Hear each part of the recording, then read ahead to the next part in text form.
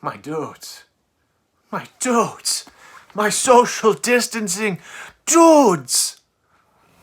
It's good to see you. How are you doing? You don't need to answer that question. I can't actually see you at the moment. Hopefully I'll see you later once this social distancing stuff passes and, we're not stuck at home. Which is actually a pretty good blessing. Get to be in a warm bed, a blanket, a roof over my head, making food. Got pretty good here. Anyway. So, looking at another song. What song is it, you might ask? Well, I'll give you a hint. It's very well known, not for its message, but more of the primal, oh, wah! And in the spirit of COVID-19, we're going to add in a little, oh, oh! This is a request from a buddy of mine in the spirit of COVID-19. So he says. So, just to kind of give you a little bit of what I think of Disturbed, they have been my favorite band for about 13 years. I was introduced at the age of 16, formally through the song Stricken. I probably heard Down with the Sickness before. I was aware of the drum beats and the But they've been my favorite band for many years. I personally, this is not their best song in my opinion. It's good. It's good. I enjoy it. It's a good song. But I think they have much better hits. Hits that actually even hit, for lack of a better phrase. So, their album Indestructible, The Curse is the best song on there. No one has any idea what the hell that song is. And it's also with Immortalized, their song Save Our Last Goodbye. If you haven't heard that song, I highly recommend you do. It's very, very powerful. And then, yeah, they have better songs. So, gonna start getting into Down with the Sickness. Or as that Vine dude did for karaoke, the oh-wah-ah-ah-ah. Oh, I'm making myself laugh. I'm going crazy. So, getting into the song, Down with the Sickness. Now, in the spirit of COVID-19, keep in mind this isn't literally about getting a sickness. Just in case you can't tell from the song. It's actually a statement about individuality and how society treats people who are different. So if you want to know something about the band Disturbed themselves, they're considered nu metal. NU metal came after Korn. And the idea behind their name, from David Draymond, he says, the idea that society treats people who are different like monsters, people who stand out from the norm like there's something wrong with them. Twisted, sick, disturbed. That's where the name came from. So, one of the songs that really exemplifies the name Disturbed is Down with the Sickness. Kind of saying, embrace people who are different. Don't ostracize them. Don't create monsters. And that's one of the themes that you're going to get while you listen to this song, is that it's the people who are different are treated like monsters, when in fact society is indirectly creating monsters. So, you have the very beginning, the drums being introduced, the dun dun dun dun dun dun dun dun, bass guitar coming in, the dun dun dun dun dun dun dun dun. That was probably the wrong beat, my bad. And then the guitar comes in, and the guitar reflects the beat of the drums. So I actually looked at the sheet music before recording, and interestingly enough, the notes of the guitar and the notes of the drums, they're on the same beat. So that also there's a dun dun dun dun dun dun dun dun dun dun dun dun dun dun dun dun dun dun. And it creates a really good intensity. It's very foreboding. It's very primal, tribal, and instinct. This is what David Draymond said, that the beat that Mike Wengren introduces is very tribal and primal. And that's where we get the famous "oh-wah." It's because it sounded nice to David at the time, and it stuck, because it used to have silence in between, just to kind of create more intensity or suspense, I guess you could say. Yeah, this introduction sounds a lot like Jaws at the beginning, the theme song to Jaws, like an attack is inevitably coming. So at 53 seconds in the song, you notice that all the instruments back off and it puts emphasis on the vocals. And it starts with drowning deep in my sea of loathing, broken your servant Daniel. That's the Stained cover of Down with the Sickness. Broken your servant Daniel. You give him the more. So, let's get back on track. So he describes the pressures of society as being suffocating. In this sense, we're going to go with drowning in a sea of loathing. Loathing being a very specific word that he uses because being treated as different does create a sense of loathing. Being ostracized, stuff like that. Then the narrator refers to himself as a servant. So broken, your servant, I kneel. And then there's a voice added in.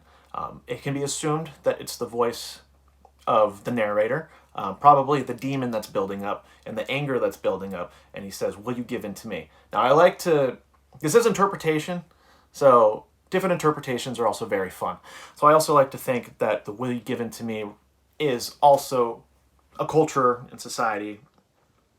Society is a very vague term, but you can think of a culture within society, say, given to me, like, go with our standards. Go with what we want. Don't be different, be the same. So that's fun.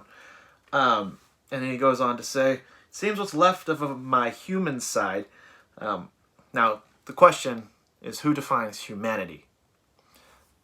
So, if we're defining humanity in the term of society, you can pretty much guess that society views this person as a bastard or a freak, for lack of a better word. Though, what's interesting is knowing it from the narrator's perspective, he's referring to himself as human, in that, I mean, he's basically human. He's just different. What a big deal. It doesn't go specifically into how the narrator's different, and I think that's what's beautiful about the song too, is it makes it very broad, and this is why the song sticks so well to people, because it's very relatable, especially for people. I mean, for people who maybe are gay. The song was released in the year 2000, so gay marriage was a very big deal, but just being different. And it really reflects, but either way, he uses the word human to talk about himself. It seems what's left of my human side is slowly changing in me. Now, what's cool about this part, I love in the first verse, and it's reflected in the second verse, I'm going to go further into that later, is how he emphasizes changing in me. And he says, it's slowly changing in me. So it starts at a half step. You have the note, it goes down a whole step. And when he says in me, it goes down a half step. So, I don't know, I thought the change was pretty cool in the way that it sounds. Again, I'm going to go into that later, because I think the second verse with that particular notation and pitch, I think it's so much better. Even though it's the same notes for each verse. Whatever. Now, you can associate the next part, looking at my own reflection, is the narrator looking at himself in the mirror. When suddenly it changes, and violently it changes. And when he says violently, it goes, violently it changes! So the pitch intensifies, along with the intensity behind the voice, how loud it gets. So it goes up to basically a fortissimo. And then, let's see, what else did I write? I need to learn to be able to read my own handwriting. That would great. Go great. It says, oh no, there is no turning back now. You've woken up the demon in me. So, what's cool about this line is when he says there is no turning back now, it indicates that there's an inevitable change coming. And in this sense, it's through violence. It says, you woken up the demon in me. So, the demon didn't exist before, even though the person being perceived as different was probably vilified and treated as a monster, when in fact, when he says you've woken up the demon in me, it's that monster actually coming out. It's being rebellious. It's words. I wouldn't think I got my degree in English. So, it's really effective in the use of perspective, because it's showing how someone who's treated differently is eventually going to rebel. Then you get to the chorus, get up, come on, get down with the sickness. I'm not doing the Richard Cheese version, if anyone was wondering. I'm just focusing on this song. I don't want to listen to Richard Cheese right now. And the chorus is pretty standard. Get up, come on, get down with the sickness. So get down with the sickness. Now, I'm going to be using the word perception a lot. It's the perception of the person treated different as being sick. And to say get down with the sickness is basically just embrace me. Like, let's work together. Don't fight me for being different. I think it's a pretty straightforward message from there. I do like the structure. So if you actually are looking at the lyrics of the music, this is open up your hate and let it flow into me. Yeah, just basically saying, I don't care, hate me. Like, I'm going to fight back. Get up, come on, get down with the sickness. You mother, get up, come on, get down with the sickness. You fucker, get up, come on. I should have gave a warning. There's explicit language. And also later in the song, at the bridge, it's going to give a kind of a one-sided dialogue with child abuse. So you're warned from here, 12 minutes in, you're welcome. But the way that it's lined up, it's mother and fucker are lined up. So motherfucker. And basically calling mother society and, referring to society as being a mother figure, but more of a controlling mother figure. And also calling them a fucker. It's kind of a backhanded thing. And then you get into verse 2. So at 157, the music is back to being primal. And the intensity goes back a little bit to focus on the second verse and what the singer has to say. I can see inside you, the sickness is rising. Don't try to deny what you feel. So, this is clever because it's the narrator talking to the people in society and basically saying, oh, you're different too. I can see it, but you're denying it. Don't try to deny what you feel. Why don't you give in to me? It's cool. Because, like I said, with the first verse, you can't interpret it as society saying, will you give in to me? Then the second verse, it's the narrator reversing those roles and saying, no, you give in to me, fucker. And remember what I mentioned about the first verse? It is slowly changing in me. So he decides to go with later, and is decaying in me. And I really like the notation for this specific line. And is decaying, oh God, and is decaying in me. I like it a lot. And it seems you're having some trouble in dealing with these changes, living with these changes. So, it's finally fighting back at society and saying like, oh yeah, you're not treating change very well. You're not treating these differences very well, are you? And the world is a scary place, now that you've woken up the demon in me. So, I love this alternative perspective. I love a lot of things in this song, if you couldn't tell.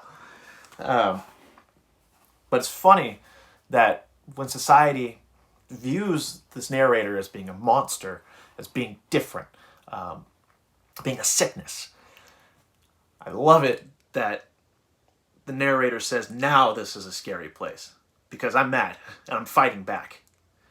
So it's funny that being treated different creates rebellion and it causes people to fight back. I don't know. I like that line. And then the tone intensifies and you get to the chorus. And we went through the chorus earlier. Now, I do like in the chorus, though, I didn't talk about this, is madness is the gift that has been given to me. So, it's not literally a a gift. Like, oh, here's your present. It's madness. Ha! You're welcome.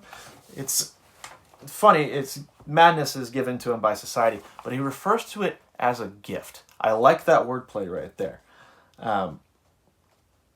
because it's him embracing his anger, his madness, him being different. Now, I want to clarify something, and I've learned this over the years, is that being mad, madness can be perceived as being a negative thing, but having rage or being angry isn't inherently a negative thing.